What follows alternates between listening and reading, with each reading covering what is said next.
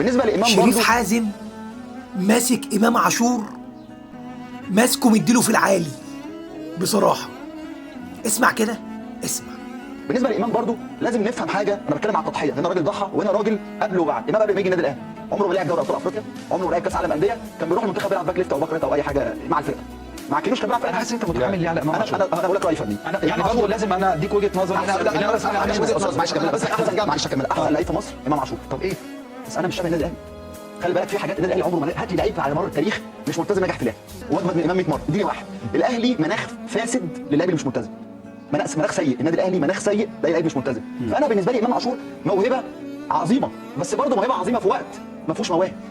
يعني برضه ابو تريكه والجيل والناس اللي موجوده واللي قبل كده واللي بعد كده ما عملوا كتير قوي للنادي. انا احسن من كده كتير قوي. امام عاشور لعيب جامد جدا، بس امام لازم يفهم انت ما ضفتش حاجه، كده كده بيك من غيرك باخد كل حاجه. لخص حاجات كتير، لخص حاجات كتير قوي بتدور في عقلنا وفي قلبنا وساكتين.